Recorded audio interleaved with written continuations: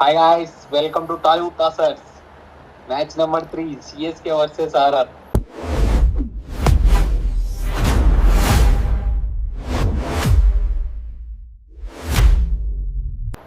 ఎందుకు ఈరోజు చాలా ఆనందంగా అనిపిస్తుంది. మాటలు కూడా రావట్లేదు. ఎందుకు బ్రో ఓడిపోతే పని చేసినారే అన్నట్టు. సిఎస్కే సీజన్ స్టార్ట్ అవ్వడంతోటే సీజన్ అయిపోయింది. అది మీరు గెలిచి అనొచ్చు ఒక మాట, పోనీ పర్లేదు. మీరు ఓడిపోయి ఎందుకు రానాడు? ఓడిపోయిన విధానం తెలిసిపోద్ది, బ్యాటింగ్ ఆడిన విధానంతో తెలిసిపోద్ది. ఓడిపోయినామని కాదు, ఎలా ఓడిపోయినాం అనేది ముఖ్యం. సిఎస్కే ఫ్యాన్స్ ఎవరైనా ఉంటే ఎంత నిరాశ పడుతున్నారో కింద ఒకసారి మెన్షన్ చేయండి. లాస్ట్ సీజన్ హైలో ఎండ్ అయ్యారు, ఓకే, కానీ ఈ సీజన్ స్టార్టింగ్ మొత్తం తుస్సు అయిపోయింది. చాలా మంది బాగా డిసప్పాయింట్ అయి ఉంటారు. మా వాడు ఒకడు సిఎస్కే ఫ్యాను, అన్న ఈసారి ఎస్ఆర్హెచ్ ఆర్సీబీ అన్నాడు 300, సిఎస్కే కొడుతుంది చూడన్నా అన్నాడు మా వాడు ఒకడు. బ్రో ఒక్క మ్యాచ్ బ్రో అయింది, ఎందుకంత కంగారు ఓడిపోతున్నావు? ఏదో సగం సీజన్ అయిపోయింది, 10 మ్యాచ్ ఓడిపోయారు అన్నట్టే మాట్లాడుతున్నారు మీరు. దీనిలో చాలా ఉన్నాయి, దీనిలో మాట్లాడుకోవాల్సినట్టు మాట్లాడదాం వరుసగా. సరే ముందు వీడియోలోకి వెళ్లే ముందు యాజ్ యూజువల్ గా మా వీడియోలు నచ్చితే లైక్ చేసి షేర్ చేసి అండ్ మా ఛానల్ సబ్స్క్రైబ్ చేసుకోండి. రోజు వీడియోస్ వస్తూనే ఉంటాయి, మంచి కంటెంట్ ఉంటుంది. మీకు కూడా డైలీ ఒక మంచి ఐపీఎల్ మ్యాచ్ తర్వాత మా రివ్యూ కూడా చూస్తుంటే మీకు ఒక ఆనందంగా అనిపిస్తుంది. Let's get in to the video. First గా మాట్లాడన్నా సిఎస్కే, నువ్వు ఏదో మాట్లాడుతున్నావు కదా, మాట్లాడేది ఏముంది, అక్కడ ఏం లేదు. బేసికల్లీ వర్షం పడింది, పిచ్ అనుకున్నట్టుగా జనరల్ గౌహటిలో ఎప్పుడు బ్యాటింగ్ వికెట్ ఉంటది, అలాంటి బ్యాటింగ్ వికెట్ ఉంటుందని ఎక్స్పెక్ట్ చేస్తే వర్షం వల్ల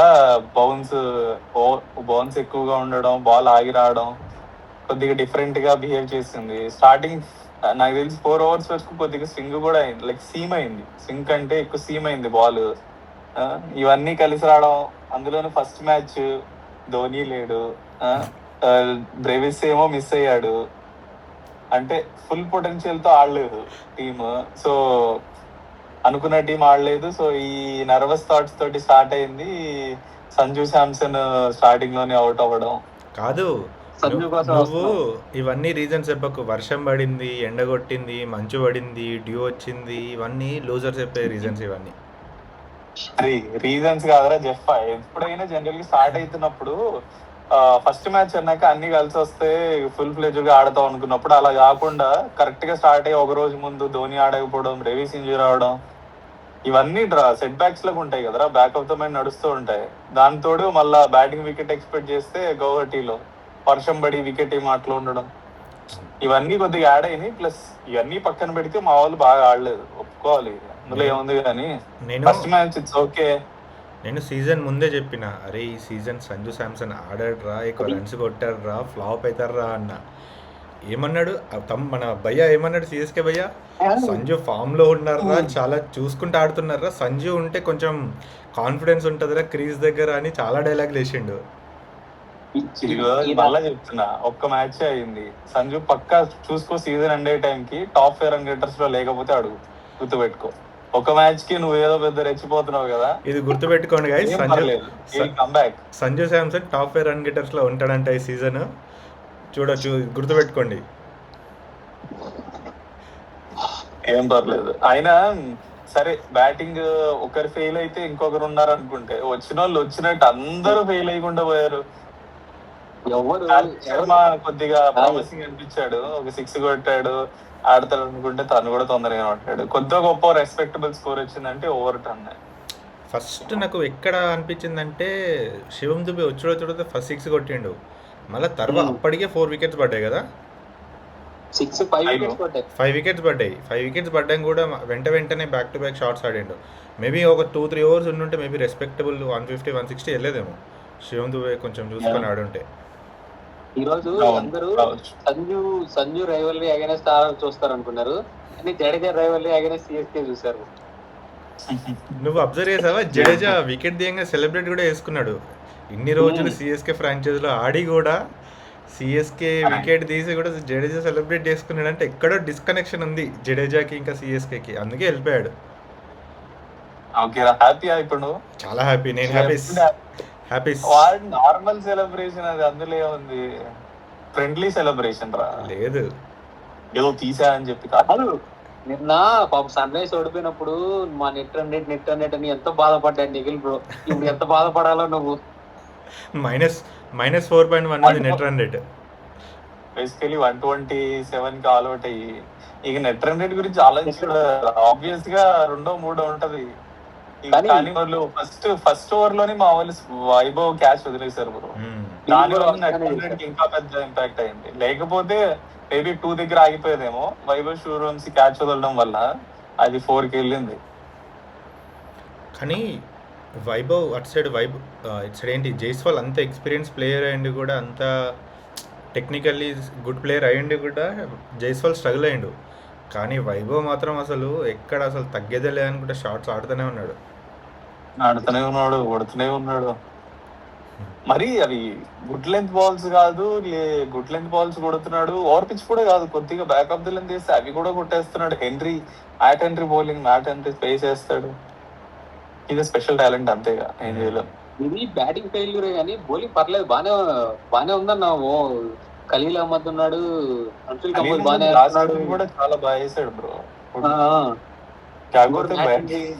మ్యాట్ హెన్రీ ఉన్నాడు. అంటే వీళ్ళు స్పిన్నర్స్ కొంచెం నూర్ అహ్మద్ ఇంకొక ఎవరైనా సహకరించాలి, కానీ నూర్ అహ్మద్ ఈరోజు కొట్టారు పాపం. ఫస్ట్ మ్యాచ్ అలా అయిపోయింది. బట్ వన్ క్వశ్చన్ నాకు ఏంటంటే, ఆయుష్ మాత్ర నెంబర్ 3 రావడం. బేసికల్లీ ఆయుష్ మాత్ర రీసెంట్గా కూడా అండర్-19 ఏషియా కప్లో కానీ వరల్డ్ కప్లో కానీ పెద్దగా ఆడలేదు, ఫామ్లో లేడు. అండ్ జనరల్గా ఓపెనింగ్ ఆడతాడు. బట్ సంజు శాంసన్, గైక్వాడ్ ఓపెనింగ్ వచ్చి ఫామ్లో లేని మాత్రమే నెంబర్ 3లో పంపించాడు. మేబీ ఉర్విల్ పటేల్ పంపిస్తే ఏమన్నా ఛాన్స్ ఉండదు, అంటే బాగా ఆడేవాడేమో అని అనిపించింది నాకు. నేను కూడా అనుకున్నాను, ఎందుకంటే ఉర్విల్ పటేల్ లాస్ట్ ఇయర్ కూడా ప్రూవ్ చేసుకున్నారు వన్డౌన్ వచ్చి. కానీ ఆయుష్ మాత్రం ఫామ్ లో లేడు. ఇన్ని అండర్-19 వరల్డ్ కప్ గెలిచినా ఆయుష్ మాత్రం పెద్ద కాంట్రిబ్యూషన్ లేదు దాంట్లో. కానీ ఎందుకు వీళ్ళు ఏమనుకున్నారో ఏమో. నిజమే, మీరు అన్నది నిజమే. కానీ మేబీ ప్రాక్టీస్ చేస్తున్న బాగా పర్ఫార్మ్ చేస్తాడు. వాళ్ళు చూస్తుంటారు ఏదో పొటెన్షియల్ ఉర్విల్ పటేల్ కంటే పర్ఫార్మ్ చేస్తాడని బిలీవ్ చేశారు. సర్ఫరాజ్ బాగా ఆడాడు, నా ఉన్నంతసేపు కొంచెం బాగా ఆడాడు. యాక్చువల్లీ తన స్వీప్ తన స్ట్రాంగ్ పాయింట్, కానీ దానికి ఎర్లీ అయిపోయాడు. లేకపోతే మేబీ ఉండుంటే కాసేపు కొద్దిగా 150 వరకు వెళ్ళేది. సర్ఫరాజ్ దూబే ఉండండి. బేసికలీ మీ సైడ్ ఏంటంటే ఇవాళ బ్యాటింగ్లో అందరూ షార్ట్స్ ఆడదామని చెప్పి అవుట్ అయిపోయారు. కొంచెం లాంగ్ ఇన్నింగ్స్ ఆడదామని చెప్పి ఎవరు ఆడలేదు. ఓవర్టర్న్ ఒక్కటి లాస్ట్ వరకు ఆడాడు. ఒక్క బ్యాట్స్మెన్ కానీ కొంచెం సపోర్ట్ ఇచ్చి ఉంటే మేబీ 150 వెళ్ళి కొంచెం ఛాన్స్ ఉండదేమో. ఆ వైభవ్ సూర్యవంశీ క్యాచ్ పడితే కొంచెం ఛాన్స్ ఉండేది సిఎస్కేకి ఇవాళ. వైభవ్ సూర్యవంశీ క్యాచ్ పట్టుంటే కొంచెం డైనమిక్స్ చేంజ్ అయ్యాయి. ఎందుకంటే వైభవ్ సూర్యవంశీ స్కోరే వాళ్ళ కాన్ఫిడెన్స్ ఇచ్చింది. అందులో ఆ స్ట్రైక్ ఎంత స్ట్రైక్ రేటు 250 ఆ స్ట్రైక్ తో కొట్టాడు. 17 balls 300. అందులో జైస్వాల్ స్ట్రగుల్ అవుతున్నాడు అవతల. ధ్రువ్ జురెల్ ఇనిషియల్ గా టైం టేకింగ్ తీసుకుంటాడు కదా. ఒకవేళ వికెట్ పడి ఉంటే కొంచెం యాక్చువల్ గా వైభవ్ అవుట్ అయ్యడానికి యశస్వి అరౌండ్ 20 of 24 ఉన్నాడు. అంటే అంత టైం అవ్వలేదు. సరే వైభవ్ ఆడుతున్నాడని తగ్గుండొచ్చు, కానీ అంత ఉండకపోవచ్చు. మేబీ ఒక 15 కాకపోయినా 16-17 ఓవర్ వరకైనా పట్టుకెళ్లే వాళ్ళు ఒకవేళ వైభవ్ తొందరగా అవుట్ చేస్తుండే. ఫస్ట్ మ్యాచ్ బాధపడక, ఇంకా 13 మ్యాచ్లు ఉన్నాయి. బాధలేదు, మామూలు కంబ్యాక్ ఇస్తారు, ఏం పర్లా. ఆవేశం ఉందా? సో నెక్స్ట్ సిఎస్కే మ్యాచ్ పంజాబ్తో ఉంది చెన్నైలో. సో నువ్వేమైనా ఈ ప్లేయింగ్ లెవెన్లో చేంజెస్ ఏమైనా చేస్తావా? ఎలాగో బ్రూవిస్ లేడు, ధోని కూడా లేడు నెక్స్ట్ మ్యాచెస్కి. సో ఏమైనా చేంజెస్ చేస్తావా నువ్వు నెక్స్ట్ మ్యాచ్కి? ఒకవేళ సేమ్ అవైలబిలిటీ అనేది సేమ్ గా ఉంటే నాకు తెలిసి మోస్ట్లీ చేంజెస్ చేయరు. ఉర్విల్ పటేల్ తీసుకురావు అయితే వాయిస్ మాత్రం ప్లేస్ మేబీ స్పిన్నర్ ని తీసుకొస్తారేమో ఎక్స్ట్రా, అంతే. వాయిస్ మాత్రం ఒక్క మ్యాచ్ తో ఎందుకు తీసేస్తారా? కాన్ఫిడెన్స్ ఇవ్వాలి ఎవరో ప్లేయర్ కి. అండ్ ఇంకోటి ప్రశాంత్ వీర్ కూడా ఆడలేదు ఇవాళ. ఇంపాక్ట్ లో పెట్టారు కానీ వికెట్స్ పడేసరికి సర్ఫరాజ్ ఖాన్ తీసుకొచ్చారు. మేబీ వికెట్స్ పడకుండా ఉంటే మా ప్రశాంత్ వీర్ కానీ ఆ రాహుల్ చరణ్ కానీ తీసుకొచ్చేవాళ్ళు. అట్లా అయిపోయింది. సో అది guys, CSK fans, how is the జోష్? మరి మీ సీజన్ మీద ఇంకా నమ్మకం ఉందా, లేకపోతే నెక్స్ట్ సీజన్కి ప్లానింగ్ ఇప్పటి నుంచే చేస్తున్నారా? బాగా మాట్లాడతారా మీరు ఆ? ఈ season Season quality కి full match ఉన్నాయంట. అరే ప్రతి Okay, టీంకి పవర్ ప్లేలో 3 వికెట్లు పోయినా 200 కొట్టడం ఈజీ కదరా, ప్రతి టీంకి సాధ్యం ఆహా. కాదు. ఓన్లీ ప్రతి ఒక team టీమే ఎక్కడ ఓన్లీ ఒక టీమే కొడుతుంది అట్లా, పవర్ ప్లేలో 3 వికెట్లు అది- పోయినా 200. మీరు బ్యాటింగ్ చేసి మ్యాచ్లు గెలిచేస్తావు అనే మూఢనమ్మకం నుంచి బయటకు వస్తే గానీ మ్యాచ్లు గెలవర్రా. బ్యాటింగ్ తోటి గెలవర్రా, రన్స్ కొడితే గెలవర్రా. మ్యాచ్ గెలవాలంటే అపోనెంట్ టీం కాదు. చేయాలి లేదా ఆల్అౌట్ చేయాలి. రన్స్ కొడితే ఇది గెలవలేరంటే చేయలేరు. ఇప్పుడు 127 రన్స్ కొట్టి సిఎస్కే మ్యాచ్ గెలిచింది ఇవాళ. మేము గెలవాలా మీరు గెలవాలా అదే అంటున్నా నేను. మీరు మ్యాచ్ గెలిచినట్టు మాట్లాడుతున్నారు కదా. నా పాయింట్ అది కాదు. 200 కొట్టి 15 ఓవర్లో కొట్టించుకున్నారు, ఏం ఉపయోగం చెప్పు. అది మీరు వదిలిపెట్టు. 250 కొట్టిన ఓడిపోయేవాళ్ళు. అది అంటే మీరు ఎంత వదిలిపెట్టు. కొట్టిన ఓడిపోతారు. అది వదిలిపెట్టు, 3 వికెట్లు పవర్ ప్లేలో పోయినా మీరు 200 కొట్టగలుగుతారా? అట్లీస్ట్ డిఫెండ్ అట్లీస్ట్ బౌలింగ్కి అరే ఛాన్స్ ఉంది 200 కొడితే అనే స్కోర్ కొట్టగలుగుతారా మీరు? అది చెప్పు. ఇదంతా కాదురా. మ్యాచెస్ లైక్ లీగ్ ఎండ్ అయ్యే లోపు, లైక్ క్వాలిఫైర్ స్టార్ట్ అయ్యే లోపు మీకంటే పైన ఉంటుంది, చూసుకో. అది ఒకే మాటతో క్లోజ్ చేస్తాడు. మీకంటే అంటే సన్ రైజ్ కంటే కదా సన్ రైజర్స్ అంటే చూసుకుందాం. ఒక మనకి చూసుకోండి. హైదరాబాద్లో చెన్నైతో మ్యాచ్ కూడా ఉంది. ఎస్ ఓకే ఓకే, ఇంకా మన ఈ తర్వాత డిస్కస్ చేద్దాం ఈ ఫర్దర్ మ్యాచెస్ లో. ఈ వీడియో చేద్దాం. 2 మ్యాచెస్ ఉన్నాయి సిఎస్కేతో ఎస్ఆర్హెచ్కి. చూద్దాం ఎవరు గెలుస్తారో, రఫ్ ఆడిద్దాం. రేపు మ్యాచ్ ఏంటి ఐడియా ఉందా? రేపు match Punjab and Gujarat.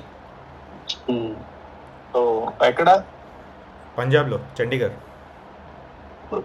So అది గైస్, సిఎస్కే గైస్ కమెంట్ చేయండి మీకు ఇవాళ సిఎస్కే పర్ఫార్మెన్స్ ఎలా అనిపించింది.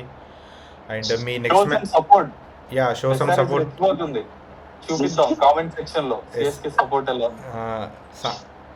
సో మీరు కూడా నెక్స్ట్ మ్యాచ్లో ఏమైనా ప్లేయింగ్ 11 చేంజెస్ చేయదలుచుకుంటున్నారా అని కూడా కమెంట్ చేయండి CSK fans. So until then see you, tata, bye bye.